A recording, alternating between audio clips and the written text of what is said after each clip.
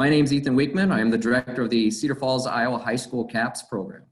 Whether you are with us for the first session or this is your first time joining us, we are glad you are here. Before I get too far into this, before we move on into our next session, I want to give a couple shout outs to people that were instrumental in helping us get this off the ground. First, I want to give a big shout out to Brad Kensinger, who is the director of Hawkeye Community College Global Agricultural Learning Center. When we first came with this idea, Brad and I helped formulate it, get it off the ground, and he was very instrumental in starting it and also the curriculum and how we were going to go about the series. Along with that, he also had some really good connections. Global competence was something that we wanted to learn more about through this. And so we wanted to make sure we had an expert on that. And I want to give a quick shout out to Heather Singmaster. She is a director in the Center for Global Education at the Asia Society. She's been advising us and helping us throughout this series as well. And then last but not least, I'd also like to give a shout out to Nate Clayberg. He is our Cedar Valley CAPS program director. He's the one that's doing all the work behind the scenes with the website and also the communication that's been going on throughout this series. So thank you to all of you for all your work. Without them, we wouldn't be able to provide this opportunity on this important work. Okay, with that said, we want to do a little bit of background and kind of reflect on where we're at and where we're headed. So the work we are doing through the A2A series is really driven by the 4 domains of global competence, as you can see on my right here. Last week, we focused on investigating the world with an emphasis on what is global competence and the global skills that help you to effectively engage as a citizen, as well as gain a competitive advantage in a global economy. This session, we'll be working through recognizing perspectives as we learn more about various threats to global competence and take a deeper dive into challenges around diversity and race. As we continue to move through this series, our hope for all of us is that we listen to each other. We may not agree on everything, but we can certainly listen to understand. We hope that we learn from each other through the sharing of various perspectives, and that we understand the value of knowing each other as we address tough issues in our communities and the challenges that lie ahead. Now, just a couple housekeeping things. If you are looking to advance the conversation with the questions that we provided, you may be interested in this document, and that may help you give you some perspectives as we move through the conversation today. So those are the questions that we'll be sharing. Some of them, we may add some as we go along. Also, this is going to be a roundtable discussion, and we want it to be as interactive as possible. So we'd love you to blow up our chat with questions, thoughts. Just know that those questions and thoughts, when they come in, are going to go directly to our panel, not to the whole audience for safety purposes. With that in mind also, some of you are tuning in with us today that are coming into a large group setting. So not everybody may have the opportunity to type in their own question because you're projecting it on a screen or other means. If that is the case, we'd love for you to identify a chat champion, someone that will go around and collect those questions so that way they can be entered and then enter them into the chat feature of the Zoom webinar. So those are our housekeeping things.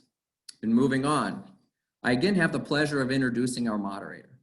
Serving in multiple roles, Rhonda has a plethora of experience supporting and advancing community initiatives. Currently, Rhonda is a doctoral candidate at Iowa State University, is in the Director of Diversity and Inclusion at Hawkeye Community College in Waterloo, Iowa. I thoroughly enjoyed the first session, and I'm looking forward to her moderating this one.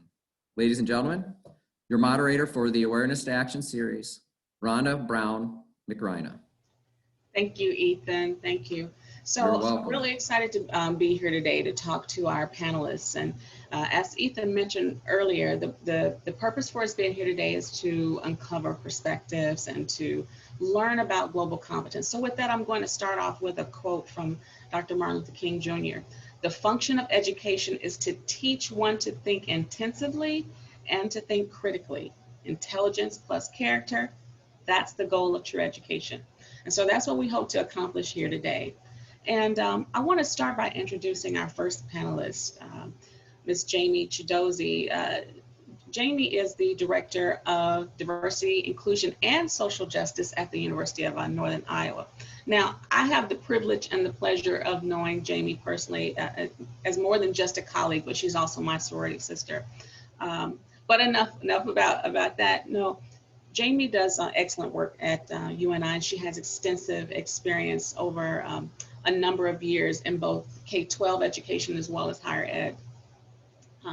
We call Jamie a social justice warrior because she works really hard to challenge disparities and inequities in education, healthcare, housing, and criminal justice. And right now, she's the mother of 4, all under 4, so it's a set of twins in there somewhere.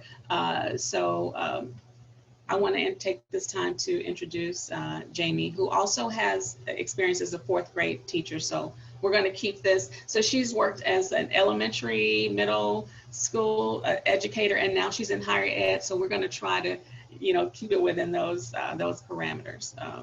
So Jamie, let's start by asking you, what do you see as some challenges around diversity and race, specifically as it relates to global competence?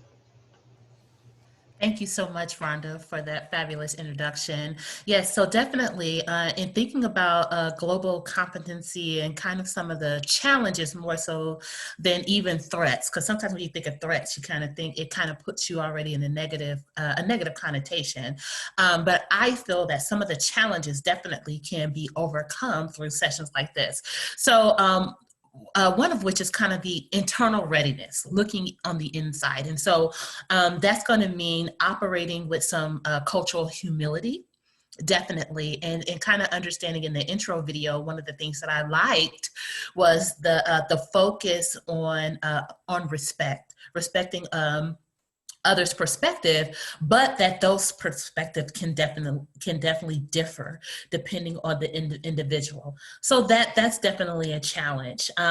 Where to begin? So how do we start this journey? A lot of times what I hear from students, from educators, from people in the community is that I want to do something, but I just don't know what to do. So that is definitely a challenge that to overcome. And from that, of course, it requires work. It requires some understanding in regards to what's happening globally, understanding the interlocking systems of oppression that play a part. And so it's like, you can't tackle one thing without tackling the other. And then how do we prioritize that? And then the last thing I'll say, definitely as far as a challenge, is overcoming the fear. And most of the time, what I have found in talking with individuals doing workshops is that the fear, again, is based in the unknown. It's, again, not knowing how I can contribute to this effort, and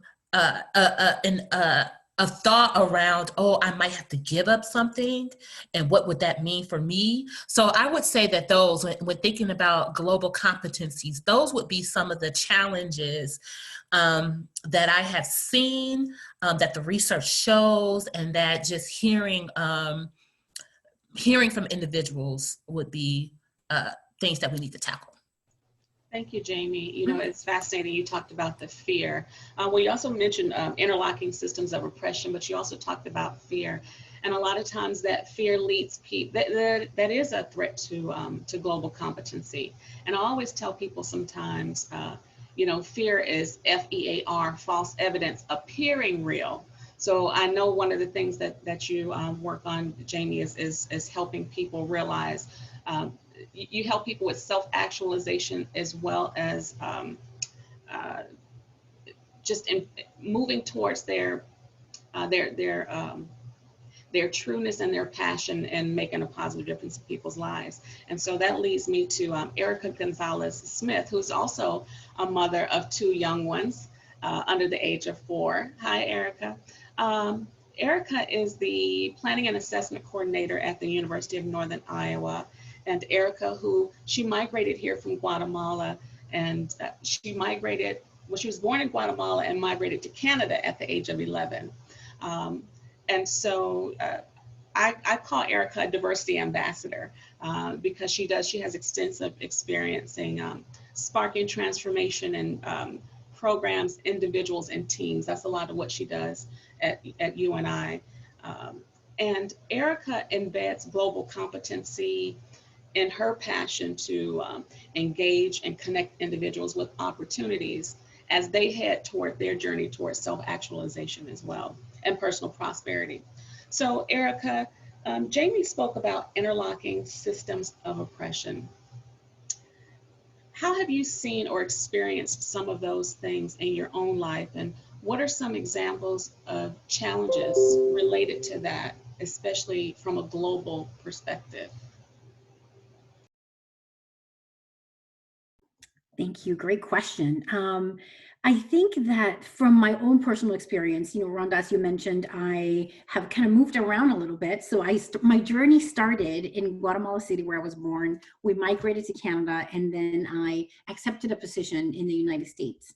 I then met my husband, and here I am. So I've had an opportunity to see myself through various cultures and had experiences across all of those. So I would say systems of oppression. My first taste of that personally was probably when I was young. People kept asking me where I was from. So that was just a constant question that I got. I began to see myself through the lens of race. And that became part of my identity. It was something that, because of being a visible minority, I could not escape. So it was just, it became part of my identity development. I had to come to terms with who am I? Having grown up in Canada, I never quite felt fully 100% Canadian, and I was certainly not 100% Spanish or Guatemalan. So I created this intersection of a persona of who I was and who I'm becoming, because it's still part of a developing piece. So I would say that would be my first experience early on. And it came up in places that you wouldn't think that it should come up. So I'm working on a group project. So Ericka, where are you from? It was the constant question. And I had almost rehearsed my answer to that question. And one day, I was with a friend of mine looking at apartments. We were moving off campus. We were living on campus. We were moving off campus. And the landlord asked me, Ericka, where are you from? And I automatically went into this automatic response of, all my background. And he looked at me like I had 6 heads and said, I mean, like, are you from London, Ontario? And I was like, oh, you mean regionally?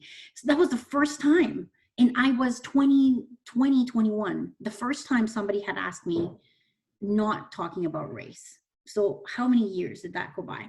And then the second experience that I want to share that really hit home in a way that hurt me, actually, and I had to work through those emotions later. I was doing a presentation. I was now in the United States. I was in North Carolina. I had just finished a presentation, and a person from the audience very enthusiastically and with a very good intent came up to me and said, Ericka, and shook my hand and said, I just want you to know you are the smartest Latina I've ever met. So that was a very loaded comment for me. I didn't know, what did that mean? So I would say that there was so much that needs to be unpacked with that comment. Many stereotypes associated with the Latino population, a lot of ceilings that I had to break for myself.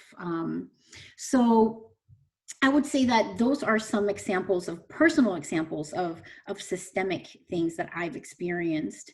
I remember too, I went to a conference, this is later on as a professional, and this is probably about maybe 6 years ago. I was at a conference. I had presented and I was discussing it with colleagues, and somebody who was much older than I, so there was a lot of generational pieces there as well, came up to me and said, good for you, after my presentation, meaning good for you that you're doing something, as if I couldn't do it. So there was, those comments and those situations or experiences have really helped me identify myself as to who I am, who am I becoming, but also there are experiences that show the systemic belief system that might be associated with certain groups. Certain groups' capability, what they can become, what they should be doing. And with that too, there's also gender components as well that gender and age components that I experienced a lot. I was called a young girl. I've often been called a young girl, even though I'm not. I'm 40 years old. But you know, that's definitely been part of some of my experience professionally that I have experienced. So few examples there. Well, thank you, Ericka. And so, you know, I want to underscore what Ethan said earlier today. And one of the primary reasons we're here for today's session in particular, in this entire series, is to look at recognizing perspectives. And the reason these anecdotes and these narratives and these lived experiences from these panelists are important is because it will help you as an audience, as young people, as teachers, educators, students, to move from cultural awareness to a cultural understanding, to cultural civility, onto cultural humility. So I won't get too deep in the weeds on that, but I just kind of want to explain why it's so important to listen to people's stories and understand their perspectives. So Ericka, you mentioned about seeing yourself through the lens of race, being a visual minority. So that's pretty interesting. And you talked about intersections. And so I'm gonna wanna introduce also Yesy Perez, and we're gonna talk about that lens of race, that visual minority perspective. Yesy is also a mother too. And the reason I keep talking about the motherhood piece to this is because not only are we helping the students that we're speaking to today learn about global competency, so these are women who have a vested interest in making sure this world is one where their children can grow up and be included. So very important. Yesy comes to us from Drury University. And she is part of the SOMOS initiative, which I'll let her explain a little bit about that. But one of the most awesome things about the SOMOS initiative is that it's an outreach effort that helps students from migrant backgrounds realize their potential as well. And this also includes the college assistant migrant program. And what that does is it provides support, training, mentoring, and academic counseling to the families of these members of migrant and seasonal worker communities. So one of the really amazing things about Yesy also is that she was the first Latinx woman to serve on the Monette School Board. And is that in Missouri? No, Monette is in? It's in Missouri. In Missouri, yes, yes. And so, but Yesy loves students teaching her about things as well, which is why once we finish, I'm going to introduce you to Ahmad, another young person. So, Yesy, I'm going to let you take it away. I know that Ericka spoke about the intersectionality and, you know, that whole acculturation and assimilation, being someone who is a visual minority. How do you think that plays into that whole global competence, especially for those of us who are working with students, with young people? Hello, Rhonda. Thank you so much for the introduction. I would say, because I do work with students in the field that I'm in right now, it's very difficult as a person of minority to place yourself in one group when you really want to be part of many. And I'll give you myself as an example. Coming to the US, you know, similar to Ericka, and being constantly sit out and placed into a group because of my background, because of my race, kind of limits you to only see yourself as that, you know, to not be able to look beyond. And so in the job that I currently have, I'm lucky to be able to provide students with a vision to where they can see themselves as whatever they want themselves to be, and for the limit to only be their own limit, you know, for them to set their limits, not based on their socioeconomic status, not based on their race, not based on their ethnicity, but based on their capability and how hard they're willing to work. So by eliminating, you know, all of those struggles, those hardships of financial assistance, of where do I go, where do I begin, we eliminate all of that so that the student is able to only see, you know, how hard are they willing to work to obtain or to achieve what they're wanting to do. So, you know, myself, from the beginning of time, I guess you could say, I always saw myself as something else. You know, I never quite felt like I fit anywhere. When I came to the US and as I was going through school, once again, you know, always placed in a certain group when I wanted to be part of all of them.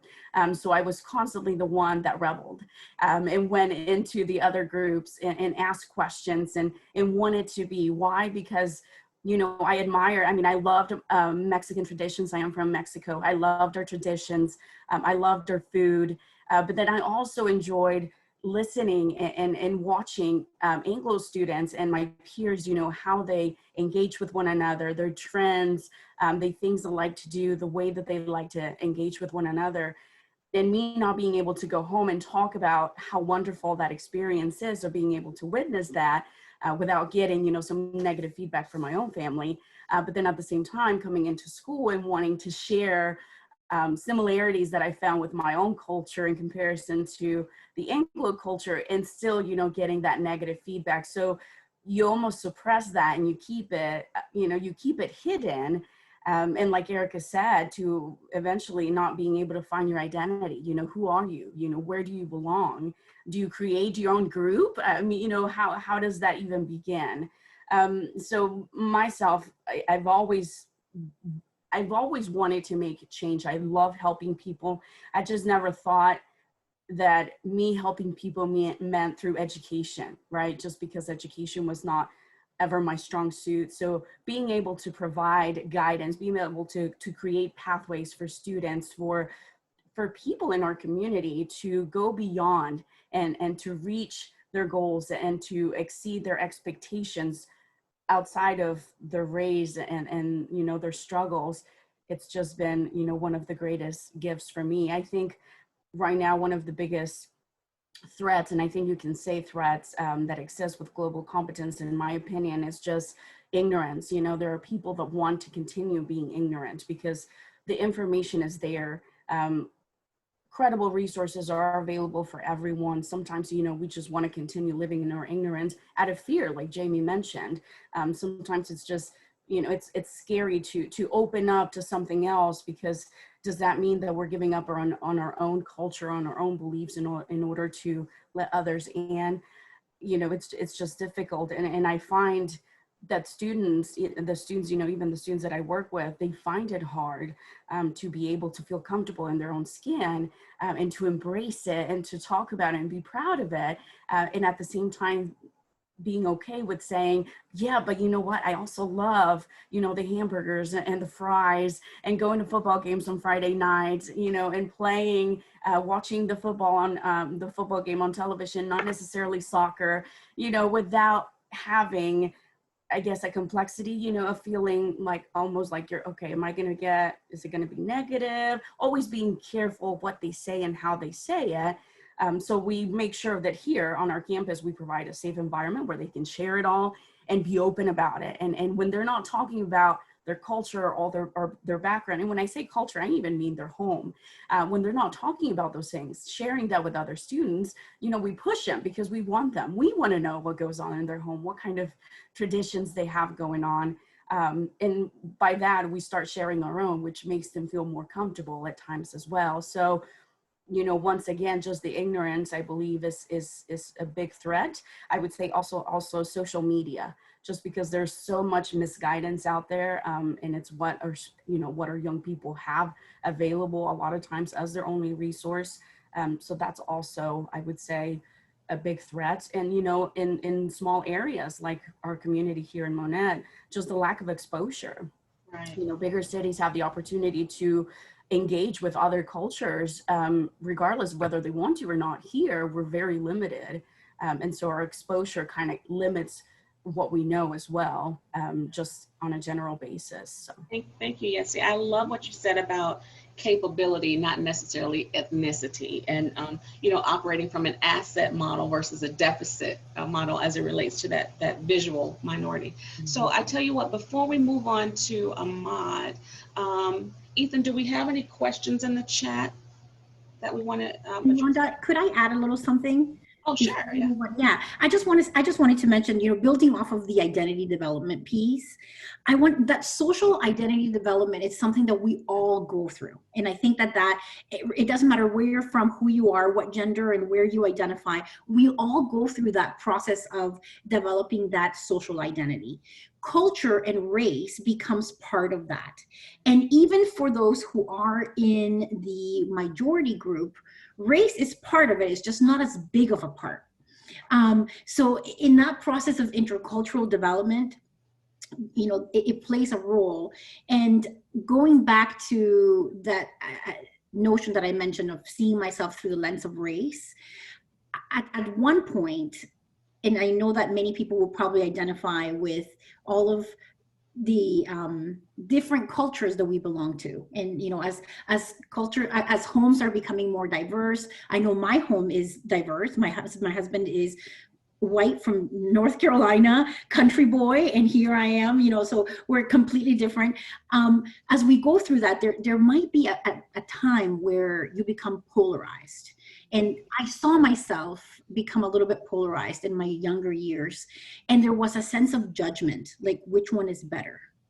What culture is better? And I kind of found myself weighing them. And that's something that I had to overcome. I had to remove the judgment piece and begin to celebrate culture, and not just my own, but all cultures, and recognize that there are some things in all cultures that actually will enhance, and that enhancement makes you a better person. And that is why global awareness and the global competency is so important, because we leverage on difference. Yeah. The way that we expand our viewpoint, and we're able to see and step into other perspectives, we really grow, and innovation comes from that. So it's almost as if, we have our little goggles on, Rhonda, you have glasses, you wear glasses, right? So you're able to see through those glasses, but those glasses are, your prescription in your glasses is based on your personal experiences, yes. Your gender, your sexual orientation, your race, all of the isms that we have, right? Age, experiences, upbringing, and your glasses and my glasses are different. So imagine if we begin to pick up other people's prescriptions and we're able to expand the way that we view the world, we're going to understand each other so much better, and we're going to remove that judgment piece. It's not that one is better than the other, or it's simply growing into the acceptance and recognizing that, hey, other cultures do this kind of interesting thing that's kind of cool, and that could really enhance my experience here. So I just wanted to mention that this is something we all go through, and it's just the race piece is heightened for certain individuals because that's our experience. Yes, thank you, Ericka. And for you high schoolers and middle schoolers out there, you see how she did the analogy. So if you're studying literature, when she talked about lenses, so yeah. So Rhonda, I think we should bring Ahmad in. We're already halfway through our discussion, so I want to make sure he gets in, but we do have some really good questions that are coming in through the chat. So let's bring Ahmad in, and then we'll get to, I'll start fielding some of those chat questions. Okay, thank you. Well, I'm super excited about Ahmad being here. And so Ahmad, you can let him see your beautiful face, sir. Your handsome face. Well, Ahmad, there's so many things I could say about him, but Ahmad is a junior at Cedar Falls High, and he is currently a really integral part of the District Equity Committee in Cedar Falls. And so he is instrumental in leading a lot of work from a young person's perspective. I think, so it goes millennials, and I think Ahmad is part of Generation X, Y, Z. I'm not sure which part of the alphabet, but one of the really additional awesome things about Ahmad is that he is a member of the all-state and regional musicians team. So he is so talented, and I could go on and on, but I'm going to let Ahmad jump in here. So Ahmad, you've heard a lot about things like intersectionality, acculturation, assimilation, different lens. Talk to us as a young person about some challenges around diversity and race with young people as it relates to global competency. I think from a young perspective, a lot of the times we allow diversity the presence of diversity to get in the way of our conversations about race. A lot of the times as young people, we believe that having diversity is enough. A lot of the times because we have Black friends, because we have people of color in our lives, that we are somehow immune to the racism that is existing in our world. So I think, first of all, identifying the idea that diversity is not always enough is my #1 challenge when it comes to global diversity and global competence, is that diversity is almost never enough. We need to start having conversations. We need to start creating dialogues, because the people that are bringing you said diversity, if they're not supported, if they're not adequately brought the support that they need, nothing is going to happen to go in the correct direction. So. Ahmad, I was trying not to jump up and down and shout and be your part of your amen corner, but I would love for you to expound on that a little bit, but I do want to go ahead and jump to Ethan to some of our questions. Let's look here. How would you say media can aim to accurately and appropriately represent people of all races, ages, and genders? Ahmad, would you like to speak to that one? Sure, definitely. I think, first of all, the thing about social media is it's so geared to what you feel is important, geared to what you view, what you like, what you feel is important. So I think it, first of all, starts with self-education. I think it starts with you as a young person to decide that this is something that you want to engage in. And then through different searches, through the way that you behave on social media, your social media will adapt to that.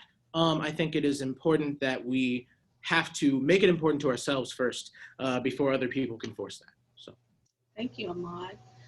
One of the other questions here is, what are some of the simple strategies you use or advice to students to use in order to overcome the challenges accompanied with the experience of growing up in a multicultural house, yet in less of a multicultural aware community? Who would like to speak to that? Did you all see that question? Would you like me to repeat the question?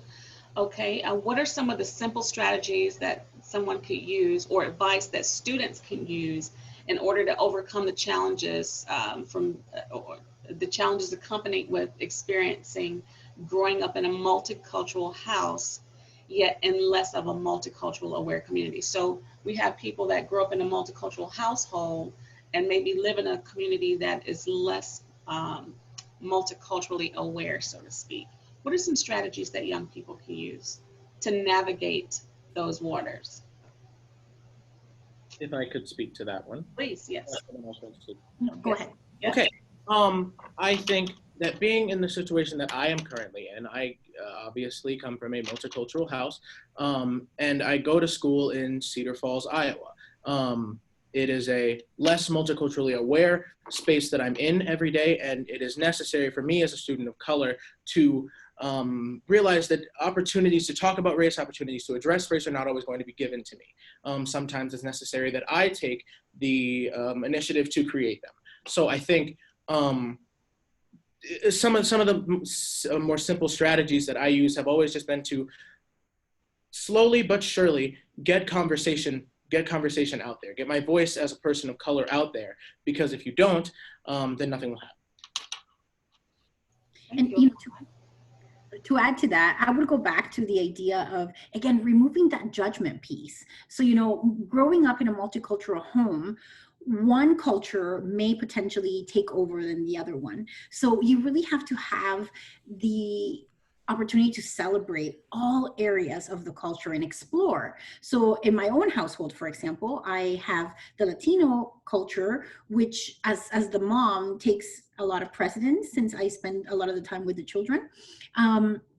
But I also want to make sure that my children grow up knowing what it is to be a Southerner, and especially an Eastern Southerner, Eastern North Carolina, which is very specific. So we want to make sure that we bring the culture in the home to explore it within the household. And this second part, or I often tell people, we take ourselves too seriously. And there are times that people are going to say things that are hurtful, especially if you are a person of color. And we have to almost take a step back and say, it's coming from a place of not knowing. And do we fault someone for not knowing? Probably not. Or should we? Probably not. So I think, you know, I know it hurts, and it's in that moment where, ouch, it's an ouchie, right?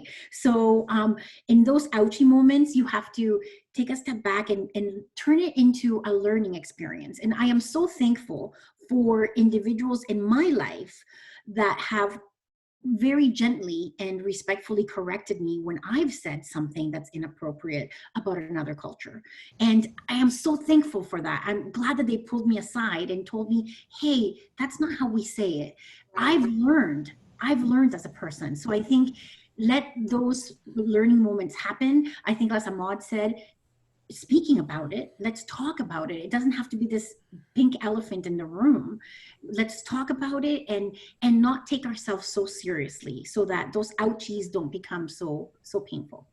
So one of the other questions we had, and you touched on it, Ericka, is, you know, what do you say when someone makes a hurtful comment around race?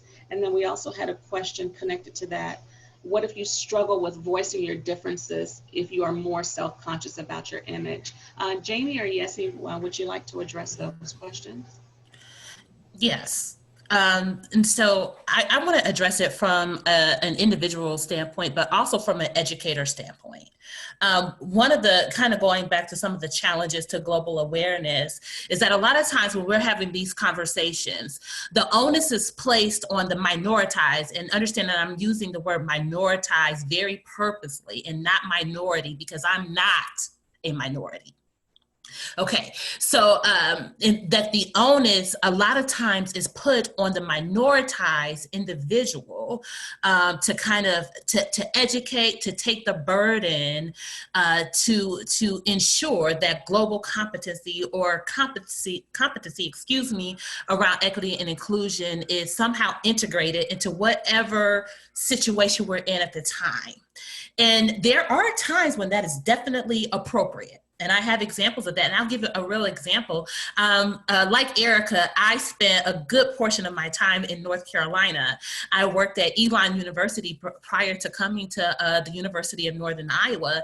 And I went there as the assistant director for the Center for Race, Ethnicity, and Center for Race, Ethnicity, and Diversity Education. And I remember the Friday before that I was supposed to start my position, I was in the little cafe. My office was located in the student union, and I was in line and I was sharing with the faculty member, a teacher there, about my excitement for joining the Elon team.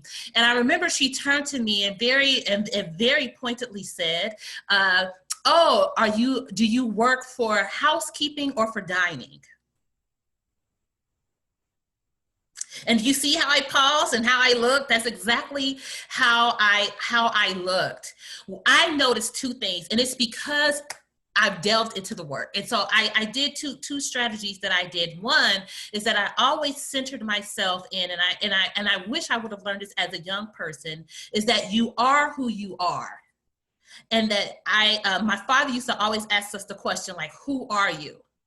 And so it's really being confident in who you are and understanding that you lack nothing, that any and everything that you need, you are capable of, and you have it within you. So it's knowing that from a minoritized position. But it's also taking moments to say, okay, I simply asked the individual a question. Why did you ask me that? And I did it with a smile on my face. I said, could you share with me why you asked me whether or not I worked for housing or dining? And the look on her face, I mean, it literally was like the blood just drained from her entire body. And I said, hey, I would love to, to build a relationship with you, to go for coffee, and let's talk, let's have a conversation. And we started to do that, and I still speak with her to this day. And so another strategy is being comfortable using your voice, understanding that you do have a voice, and that you can use it. From an educator standpoint, what I want to say is to walk in allyship, advocacy, and activism. And those are three different things, and we really don't have a lot of time to talk about that. But that you can actually incorporate in your classroom a climate and a culture by which students can begin to feel comfortable. I like what Yesy said earlier about helping students find visioning for themselves. And Ericka even talked about, breaking the ceiling for themselves. You as an educator are in a powerful position in which you yourself can integrate that, where it's not only going to help the minoritized populations, but also those in your classrooms, in your intellectual spaces that identify as white, that identify as heterosexual, that identify as male, whatever the dominant identity is. And hopefully we can begin to have some of those conversations and how we can incorporate those types of things. Beautiful, beautiful. And I loved how you explained intent versus impact. When someone says something, their intent may not be a negative one, but it can have a significant impact on that individual. So thank you for sharing that. And so that spoke to, for example, Yesy, one of the questions is, how would an outsider be able to step in when a racial situation is occurring without stepping on toes? I know we spoke earlier about civility, but would you like to add to that, Yesy?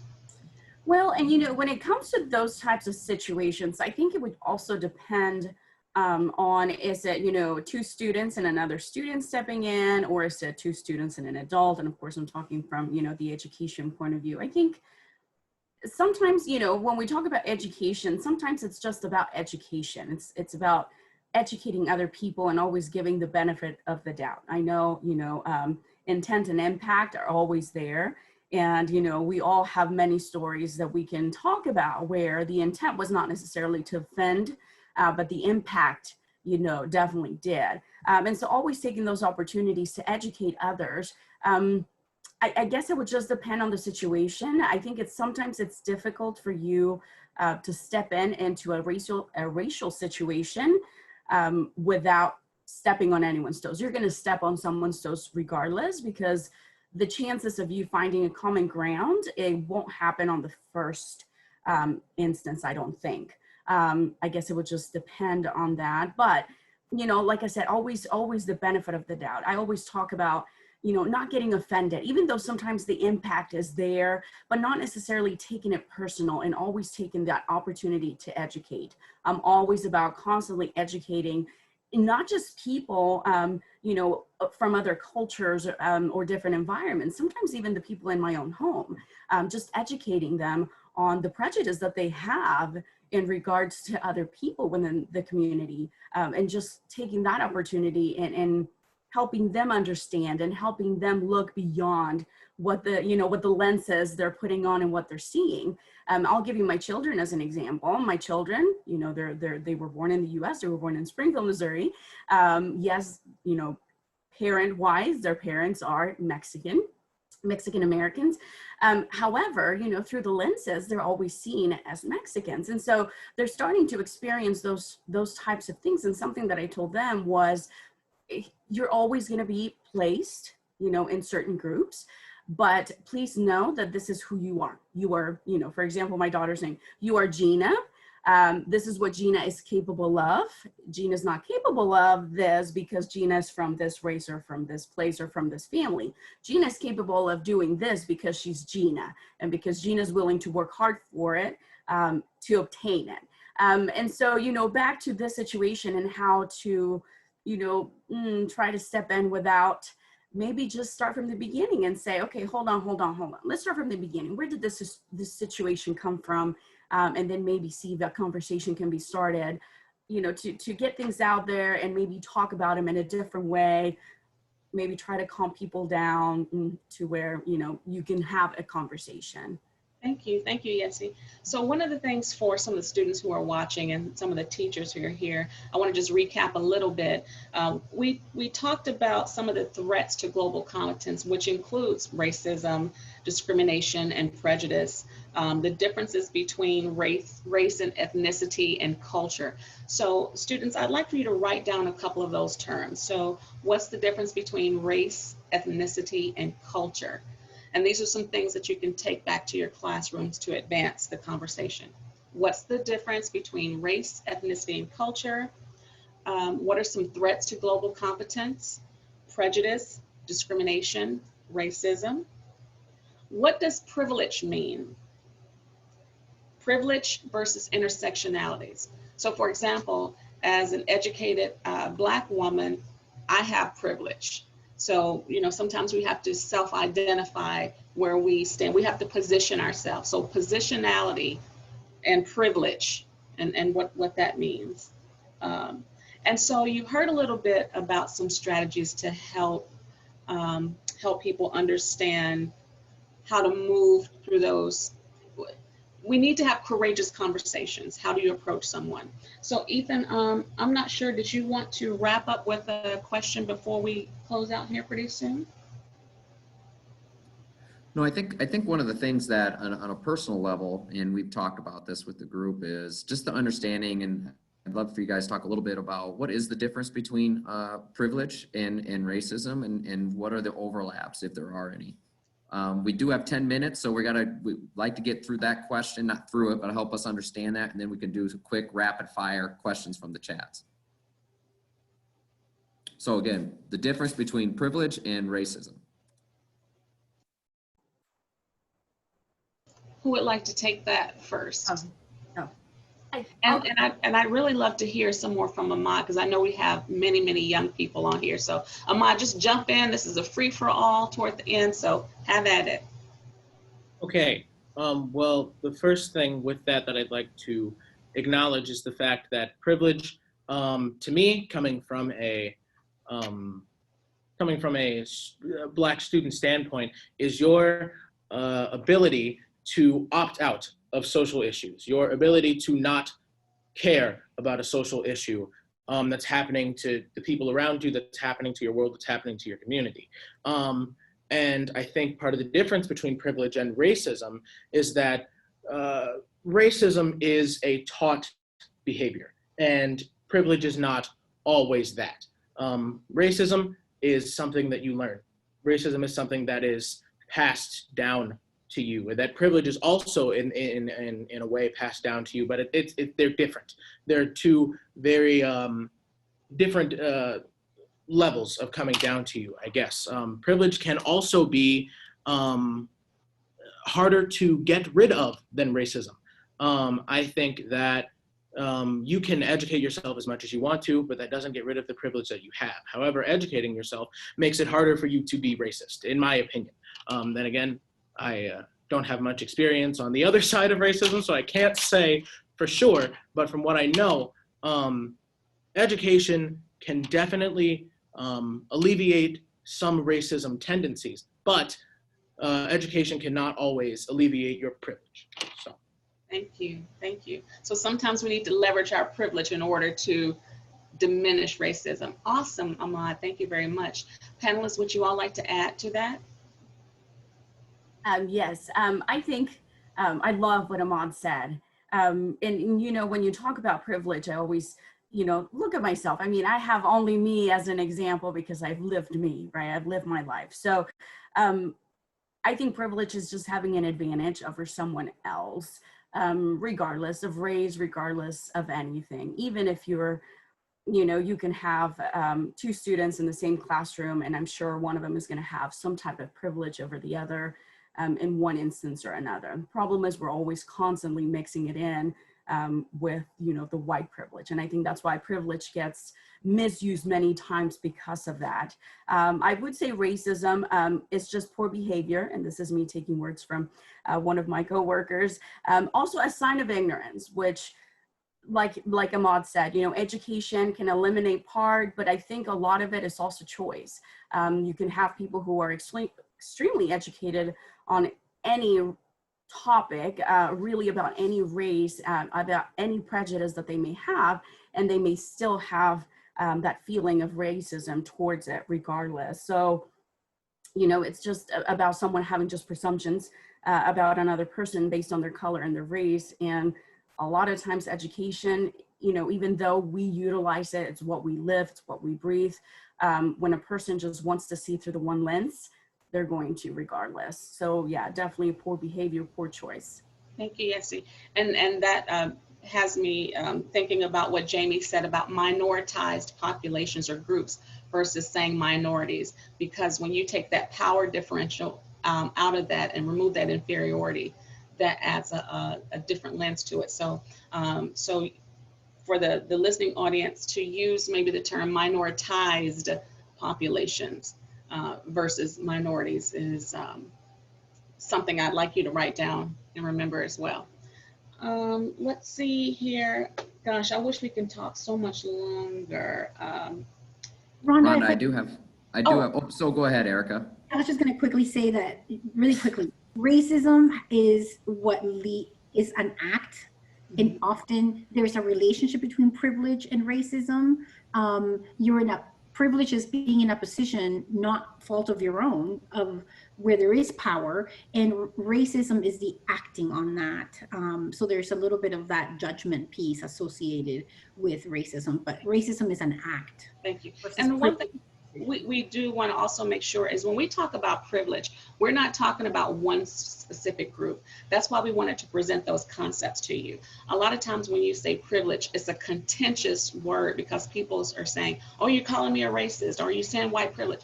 No, that's not what this conversation about. This conversation is about what does privilege mean? What does racism mean? And so I hope that you get that out of this, that one group is not being targeted, but we want to help you to think critically about racism, privilege, threats to global competence, and all that. Jamie, would you like to kind of help close us out on that? No, I just wanted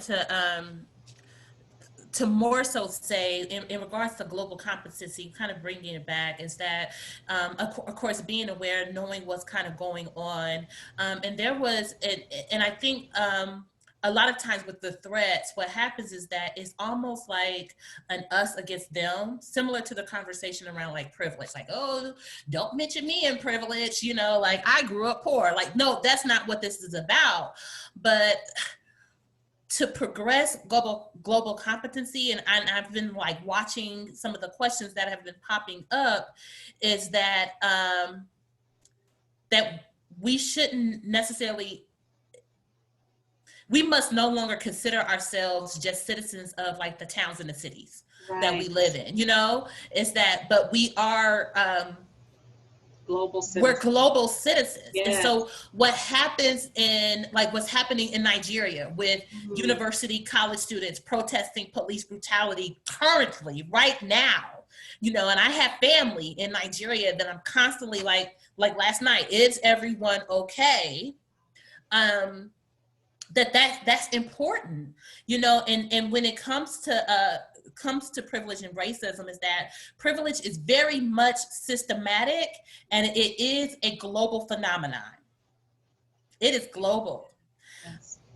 Racism is as well, but it plays out a little differently depending on where you're at and where you go. Racism is very specific to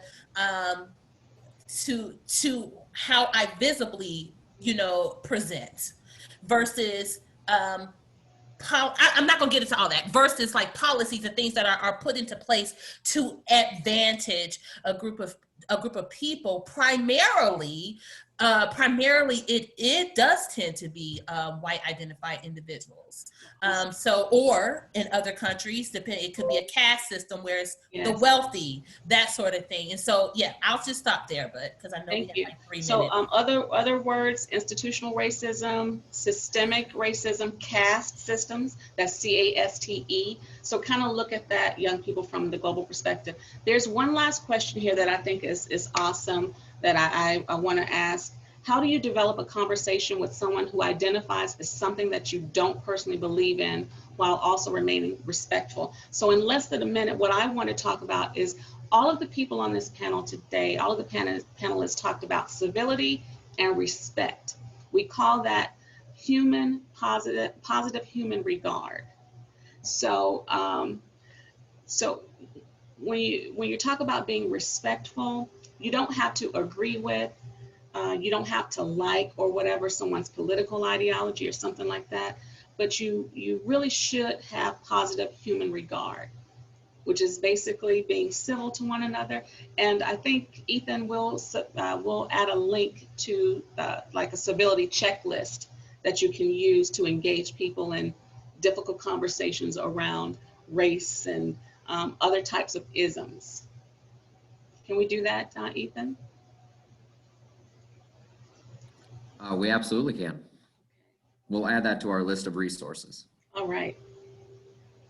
So we're gonna wrap up, and each of you in 30 seconds or less, can you give us one nugget of advice on how you would want to start a conversation, or just one nugget of advice about what we talked about today with global competence? How can we broaden that? How can people dig deeper on this? I would just say, be curious.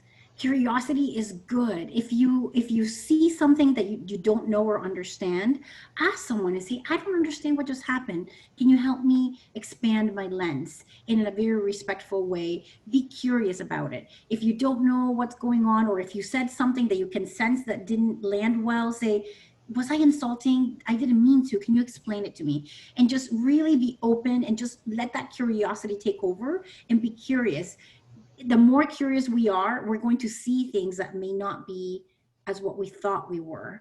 And maybe some of those privilege items will come up too. So just curiosity is great. And I think we're going to end on that, but we did have a question about, can all races be racist? The racism has to do with power differentials. We don't have enough time to get into that. I wish we did, but I just want to say thank you to the panelists. We had someone that raised their hand. I think we just had someone who raised their hand, Ethan. I don't see that. Okay, that just kind of went. Well, here's, the good news is that the panel that's all here is going to be with us in the next session. So we're excited about that. As you can see, there's a lot of things to cover, and we can't obviously do it all in 1 hour. But we do have another chance with that. So we are closing in at 2 o'clock, Rhonda. And so I think we're going to have to close out on that. I want to thank all our panelists who did such an outstanding job, especially, or not especially, everybody on the panel. Thank you so much for joining us. And Ahmad, we'd love for you to join us again on session 3 if you can make it. So the other thing is as we go through, we want to encourage everyone to advance the conversation. I know some of you are still wanting to work through and ask questions. You can do that. We sent out those questions for you to think about on that sheet on a link earlier when we started the session. It's also on our website, preparingforpurpose.org, under session 2. You can see that. Our next session in this series, where you'll see the same panel working through and talking with each other about it, is on communicating ideas, and that's on October 22nd. So again, we'll be able to see everybody there. We also want to thank our sponsors that have helped out get this off the ground, as far as the different people, and that is on our website. And if you look at the bottom, you can see those. That's Cedar Falls Schools, University of Northern Iowa, Asia Society, Hawkeye Community College, STEM Best, the Iowa's Governor's Council, Drury University was here today with Yesy, Cedar Valley CAPS, Career Ventures, and Preparing for Purpose. And then a big one as well has been driving this is the CAPS Network. So you can check out those in the University of Northern Iowa. Don't want to forget that because we've got 2 of the panelists there. Check out those organizations. They've been really awesome. Thank you so much again to all the panelists for all your work and for your contributions today. And then again, thank you everybody for joining us today. And as always, remember, the only way we'll be successful in facing the challenges in our communities is through all of us together. So with that, we will sign off for today, and we will see you next time.